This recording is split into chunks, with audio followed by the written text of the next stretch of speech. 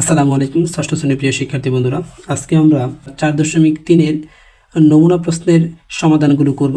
প্রথমেই আমরা বহু নির্বাচনীগুলো একটু দেখব। 1 নম্বরে বলা আছে নিচের কোন জোড়া সদিশ পদ নির্দেশ করে সেটা আমাদেরকে বের করতে বলা হয়েছে। সদিশ পদের সংজ্ঞার ক্ষেত্রে আমরা জানি বীজগাণিতিক রাশির পদগুলোর মধ্যে শুধু পার্থক্য রয়েছে সাংখ্যিক সহগে, আর বাকি সবগুলোতে মিল রয়েছে, সেগুলোকে পরস্পর সদিশ পদ বলা হয়। আমাদেরকে বলা হয়েছে নিচের কোন জোড়া সদিশ পদ তা নির্দেশ করে সেটা আমাদেরকে বের করতে বলা হয়েছে। প্রথমেই আমরা দেখতে পাচ্ছি এখানে 2x এবং দ্বিতীয়টাতে দেওয়া আছে -7xy। তাহলে আমরা দেখতে পাচ্ছি এখানে সাংখ্যিক সহগে ভিন্নতা আছে এবং চলকগুলোর মধ্যে একটাতে আছে x আরেকটাতে আছে xy। তাহলে আমরা দেখতে পাচ্ছি প্রথমটা সদিশ পদ নয়। দ্বিতীয় ক্ষণও -7xy এবং 7x²y। তাহলে এখানে দেখতে পাচ্ছি xy এবং 7x²y। এখানে x এর উপরে পাওয়ার 2 আছে, তাহলে আমরা দেখতে পাচ্ছি এটাও সদিশ পদ নয়।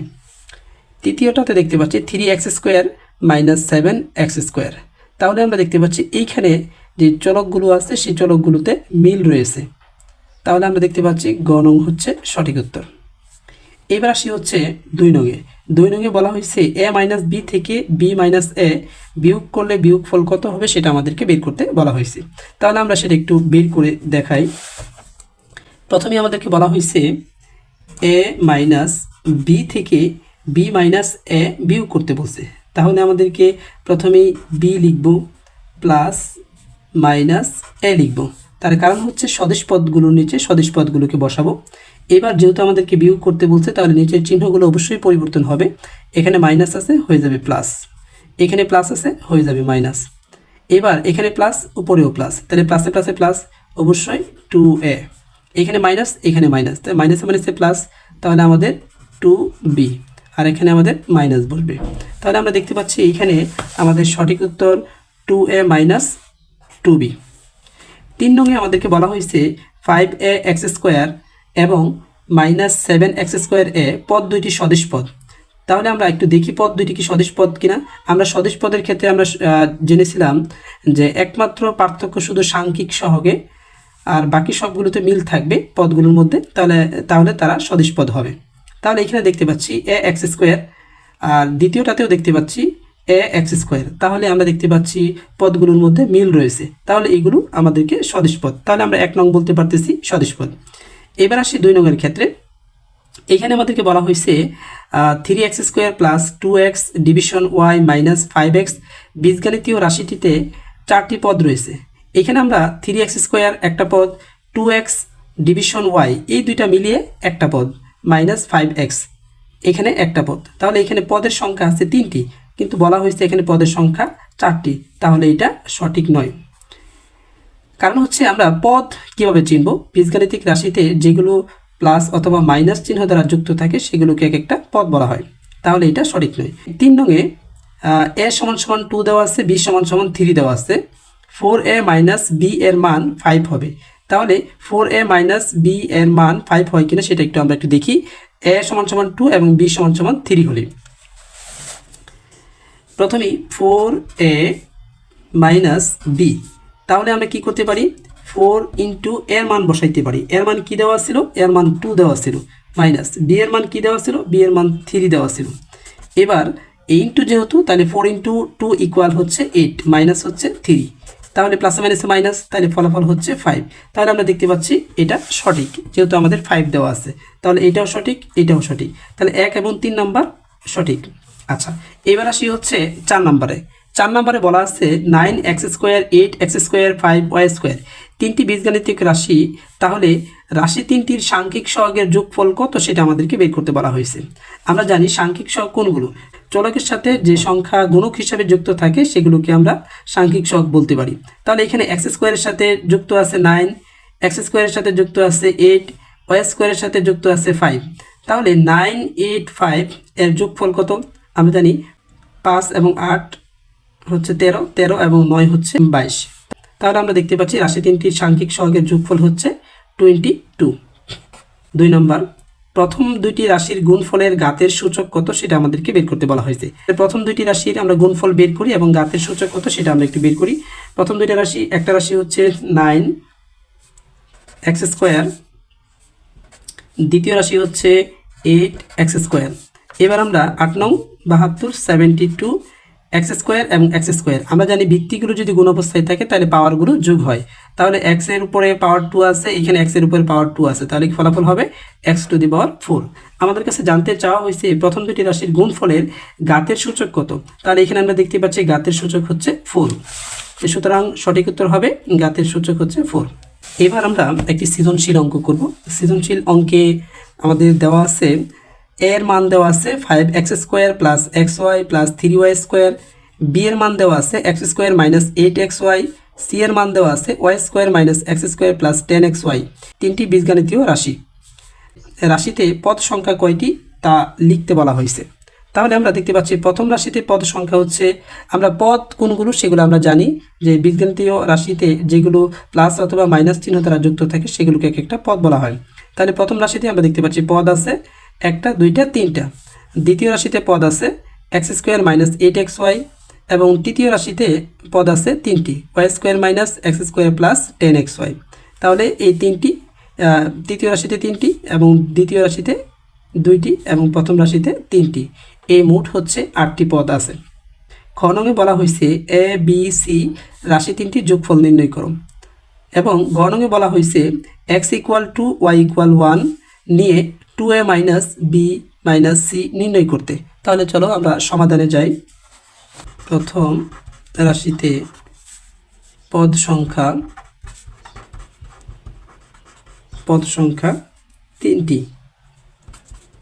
তিনটি এবং কি কি পদ সংখ্যা আছে সেগুলো আমাদেরকে লিখতে বলা হয়েছে।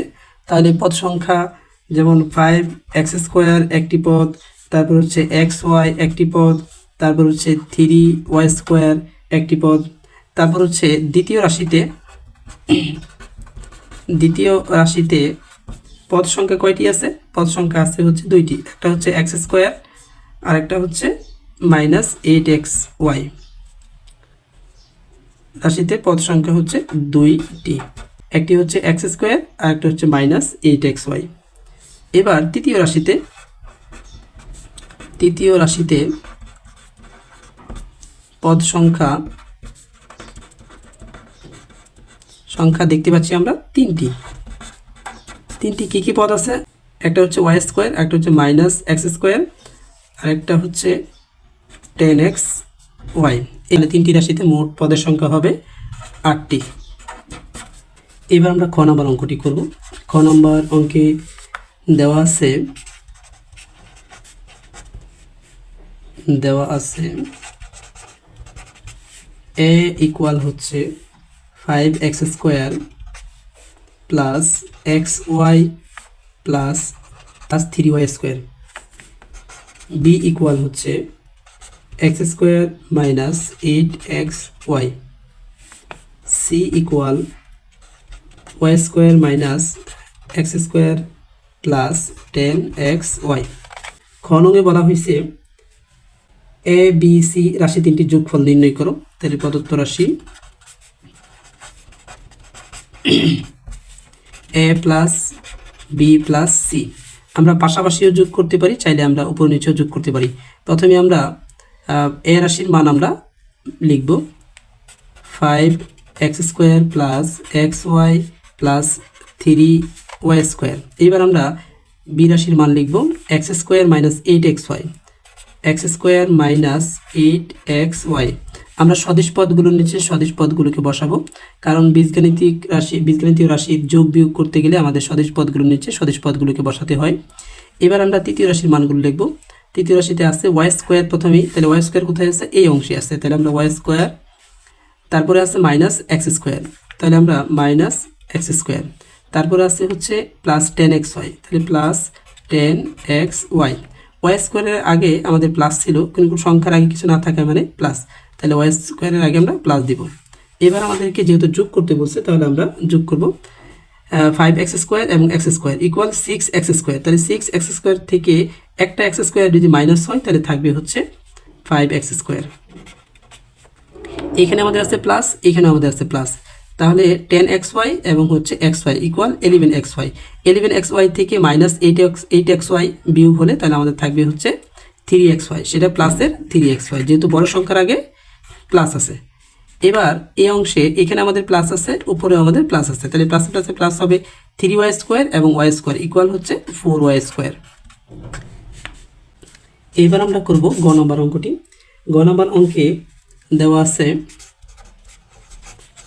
আছে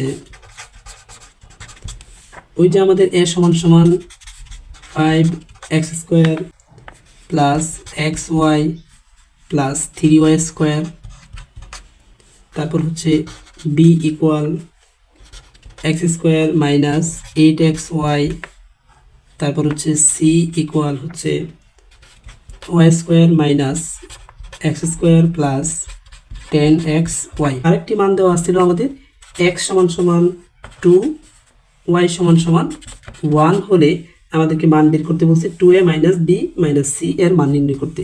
তাহলে প্রদত্ত রাশি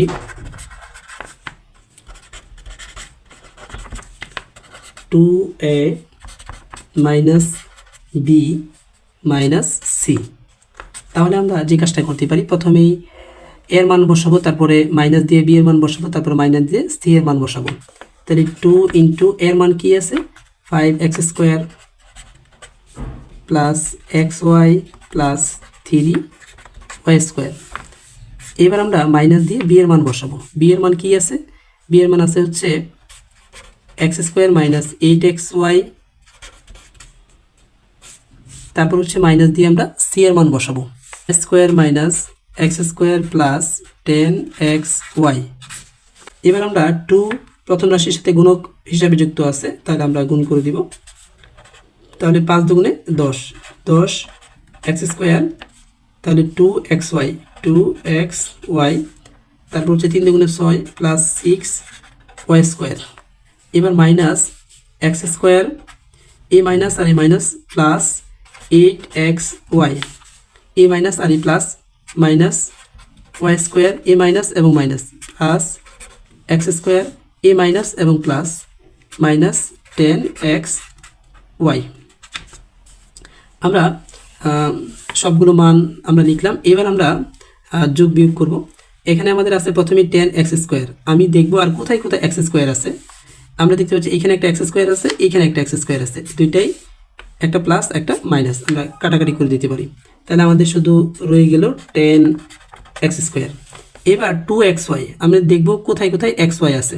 তাহলে আমরা দেখতে পাচ্ছি এখানে 2xy আছে, এখানে 2xy আছে, দুইটাই প্লাসের আছে, তাহলে 10xy, এখানে মাইনাস 10xy, তাহলে প্লাস 10xy এবং মাইনাস 10xy দুইটাই কাটাকাটি হয়ে গেছে, তাহলে আমাদের আর কিছু লিখতে হবে না। এবার এখানে আছে 6y স্কোয়ার, আমরা দেখবো আর কোথায় কোথায় y স্কোয়ার আছে। এখানে 6y স্কোয়ার, এখানে আমরা দেখতে পাচ্ছি আরেকটা মাইনাস 3y স্কোয়ার, তাহলে প্লাস 6y স্কোয়ার থেকে মাইনাস y স্কোয়ার বিয়োগ হলে তাহলে থাকে 5y স্কোয়ার, তাহলে থাকে প্লাসের 5y স্কোয়ার।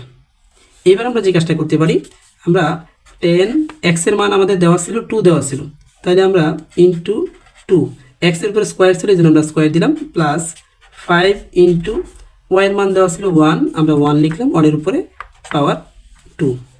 এবার আমরা পাওয়ারগুলো ভাঙতে পারি, তাহলে 10 ইন্টু 2 দুগুণে 4 যোগ পাওয়ার ভাঙলে 5 ইন্টু 1, তাহলে 4 × 40 যোগ হচ্ছে 5 5।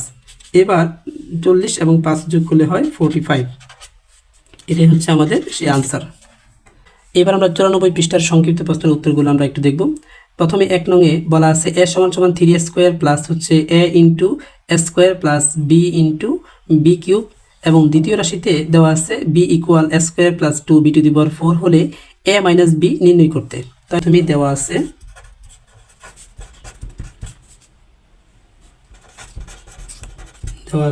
a equal 3a square plus a into a square plus b into b cube. এটা হচ্ছে আমাদেরকে প্রথমেই এই রাশিকে আমরা একটু কাজ করতে পারি। তাহলে কি কাজ করতে পারি, 3a স্কোয়ার, এই a এবং a যেহেতু গুণক হিসাবে যুক্ত আছে, তাহলে আমাদের উপরে পাওয়ারগুলো যোগ হবে, তাহলে plus a cube plus b into হচ্ছে b কিউব ইকুয়াল হচ্ছে b টু দি পাওয়ার 4। এবার b এর মান দেওয়া আছে হচ্ছে a square plus 2b to the power 4, a square plus 2b to the power 4। তারপর হচ্ছে আমাদেরকে বলা হয়েছে a মাইনাস b নির্ণয় করতে বলা হয়েছে। তো সুতরাং প্রদত্ত রাশি এ মাইনাস বি। তাহলে আমরা প্রথমে এর মান বসাবো। এর মান কি দেওয়া আছে? এর মান দেওয়া আছে 3 square plus a cube plus b to the power 4। এবার হচ্ছে আমাদেরকে মাইনাস বি এর মান। তাহলে মাইনাস বি এর মান কি দেওয়া আছে? বি এর মান দেওয়া আছে হচ্ছে এ স্কোয়ার প্লাস হচ্ছে 2b টু দি পাওয়ার 4। তাহলে এ স্কোয়ার, এখানে আছে আমাদের প্লাস, এখানে আছে মাইনাস, প্লাসে মাইনাসে minus 2b to the power 4। এবার আমরা যে কাজটা করতে পারি, এখানে 3 স্কোয়ার, আর কোথায় কোথায় স্কোয়ার আছে? এখানে আমাদের মাইনাস স্কোয়ার আছে। তাহলে 3 স্কোয়ার থেকে মাইনাস স্কোয়ার মাইনাস হলে তাহলে থাকবে আমাদের 2 স্কোয়ার। এখানে আছে প্লাস এ কিউব, আর কোথায় কোথায় এ কিউব আছে সেটা আমরা একটু দেখব। আমরা দেখতে পাচ্ছি আর কোথাও এ কিউব নেই, তাহলে এটা আমরা লিখে দেব এ কিউব। তারপর হচ্ছে আমাদের এখানে আছে plus b to the power 4, আর এখানে minus 2b to the power 4। Minus 2b to the power 4 থেকে plus b to the power 4 বিয়োগ করলে আমাদের থাকে হচ্ছে minus b to the power 4। 2 নংয়ে দেওয়া আছে 5x square plus 3xy minus 7y square প্রথম রাশি। দ্বিতীয় রাশি হচ্ছে 3x square minus 5xy plus y square. রাশি দুইটি যোগ করে যোগফলের xy এর সহগ নির্ণয় করো। প্রথম রাশি আমরা লিখব যেমন 5x square plus 3xy minus 7y square. এবার দ্বিতীয় রাশি সদিশ পদগুলোর নিচে সদিশ পদগুলোকে বসাবো। 3x স্কোয়ার তারপর হচ্ছে মাইনাস 5xy মাইনাস 5xy, তারপর হচ্ছে প্লাস y স্কোয়ার। এখানে 3x স্কোয়ার আর এখানে 5x স্কোয়ার, তাহলে 3x স্কোয়ার এবং 5x স্কোয়ার যোগ করলে হয় 8x স্কোয়ার। এখানে মাইনাস, এখানে প্লাস, প্লাসে মাইনাসে মাইনাস, তাহলে 5xy থেকে 3xy মাইনাস হলে তাহলে থাকে 2xy। বড় সংখ্যার আগে মাইনাস আছে, এই জন্য আমরা মাইনাস দিলাম। এবার এখানে আছে আমাদের প্লাস, এখানে আছে আমাদের মাইনাস, প্লাসে মাইনাসে মাইনাস। 7y স্কোয়ার থেকে y স্কোয়ার চলে গেলে থাকে 6y স্কোয়ার। বড় সংখ্যার আগে মাইনাস, এই জন্য আমরা মাইনাস দিব। আমাদেরকে বলা হয়েছে xy এর সহগ নির্ণয় করতে বলা হয়েছে, তাহলে আমরা এখানে দেখতে পাচ্ছি xy এর সহগ হচ্ছে -2। তো সুতরাং xy এর সহগ -2। 3 নম্বর অঙ্কে বলা আছে একটি খাতার দাম x টাকা, একটি কলমের দাম y টাকা এবং একটি পেন্সিলের দাম z টাকা হলে 3টি খাতা ও 5টি কলমের মোট দাম থেকে 2টি পেন্সিলের দাম বাদ দিলে কত হবে তা বীজগণিতীয় রাশির মাধ্যমে প্রকাশ করো। তাহলে আমরা প্রথমেই 3টি খাতা, 5টি কলম এবং 2টি পেন্সিলের দাম কত হয় সেটা আমরা আগে বের করব। এখানে আমাদের প্রথমে দেওয়া ছিল একটি খাতার দাম,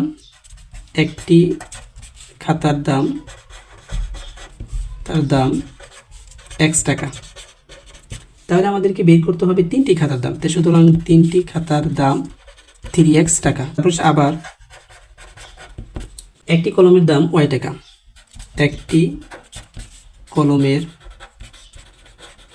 দাম y টাকা। সুতরাং আমাদেরকে বের করতে হবে 5টি কলমের দাম। সুতরাং 5টি কলমের দাম 5y টাকা। আবার পেন্সিলের দাম, একটি পেন্সিলের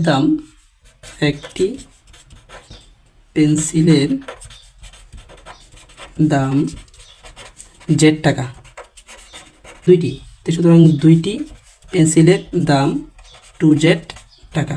3টি খাতা এবং 5টি কলমের মোট দাম থেকে 2টি পেন্সিলের মোট দাম বাদ দিতে প্রথমে আমরা 3টি খাতার দাম এবং 5টি কলমের দাম যোগ করব। তাহলে 3x প্লাস 5y। এখন আমাদেরকে 3টি খাতার দাম এবং 5টি কলমের দাম থেকে 2টি পেন্সিলের দাম বাদ দিতে বলা হয়েছে, তাহলে আমরা -2z। আমাদেরকে বলা হয়েছে বীজগণিতীয় রাশি তৈরি করতে, তাহলে এটাই হবে সেই বীজগণিতীয় রাশি।